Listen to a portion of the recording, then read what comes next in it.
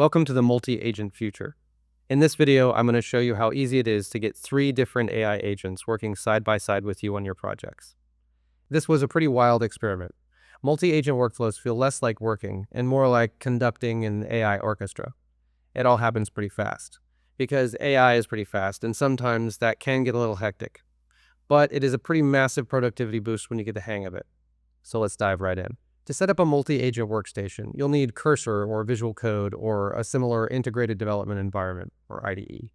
This is something that you write code in, and my examples in this video are going to be code related. But you could actually use this setup for all kinds of computer-based work, so keep that in mind. So let's assume you're using Cursor. In the Cursor app, the built-in coding agent is there on the right and can be launched with Control or Command L. That's your first agent. And you can use Cursor's auto agent for simple tasks. That's the default option. Or you can select your preference of models from things like Claude Sonnet and Opus 4 or GPT-5, among others. Next, go to the opposite side, the left side of Cursor, to the little drop down on the right of the Explorer window. Or you can go to View Explorer if it's not visible, and select Extensions.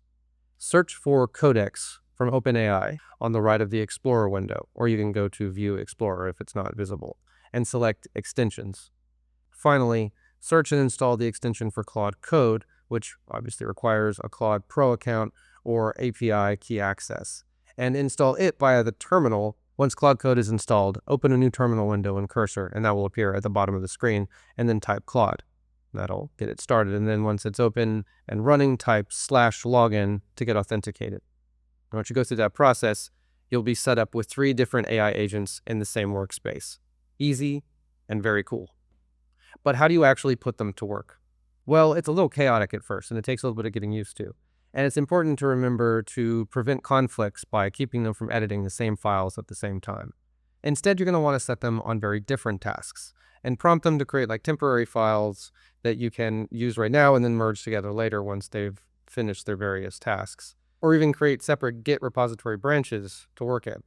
But the best approach I found was to cater to each model's unique strengths and weaknesses and employ them on tasks where they're the most useful, where they're best suited.